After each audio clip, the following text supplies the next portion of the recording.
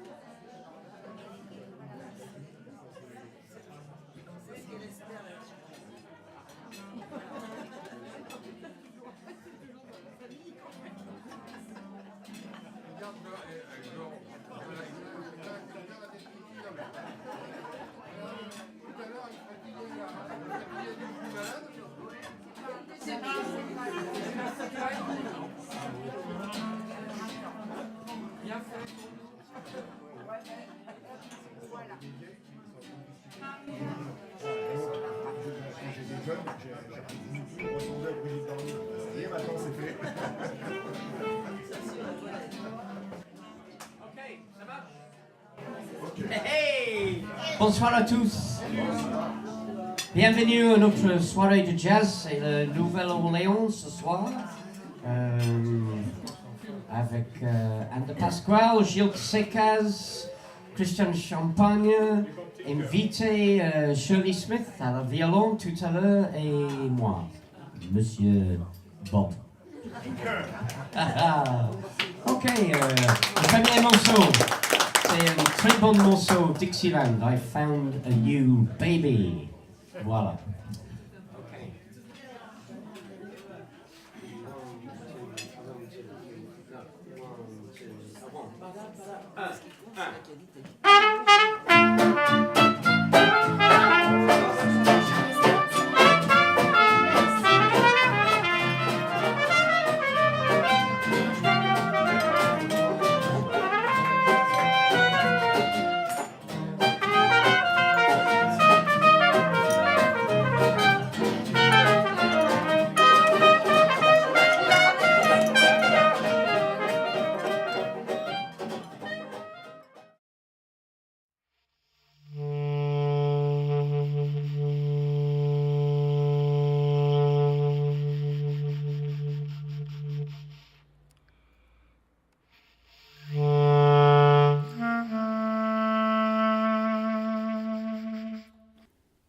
Condamné à mort le 25 novembre 1910 pour complicité d'assassinat sur la base de faux témoignages, Jules Durand, secrétaire du syndicat ouvrier des charbonniers du Havre, fut par la suite gracié, puis innocenté par la Cour de cassation en 1918.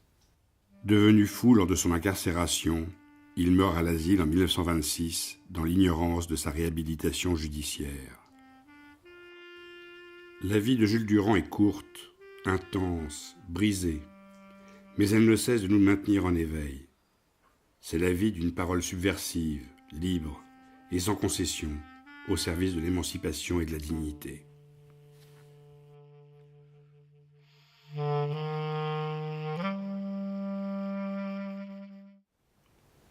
Jules Durand. C'est déjà une époque douloureuse pour moi, parce que mon grand-père avait à peu près le même âge et est mort à peu près au même âge que Jules Durand, en Normandie également.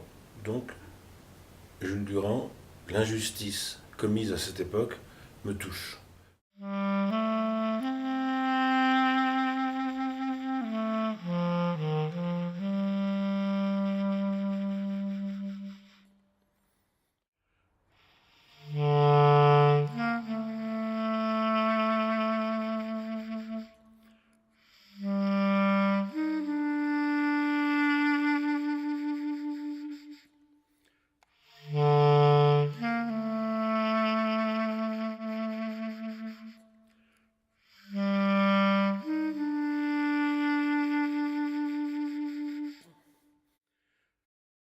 Vous savez que le temps que je mets à faire le buste de quelqu'un est tellement long que je pense à lui. Et un peu comme les gens du théâtre, je rentre un peu dans son personnage et je vis ses malheurs.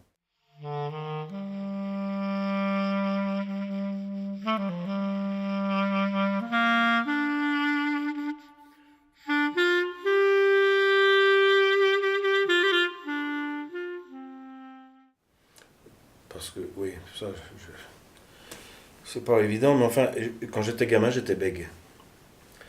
D'ailleurs, ça me reprend quelquefois. Quand j'ai froid, quand il fait froid, quand je suis très fatigué, je ne peux plus articuler. Et je bafouille. Donc, étant jeune, j'ai dû trouver un moyen pour m'exprimer différent de la parole. Et j'ai dessiné très très tôt. Voilà. C'est peut-être ce qui m'a amené à faire ensuite de la peinture et de la sculpture. Voilà.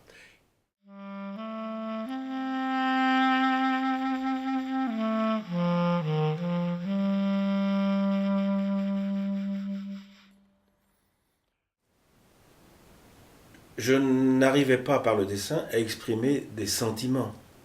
Par contre, avec la musique, on peut exprimer des sentiments. Et c'est là où j'ai découvert la clarinette.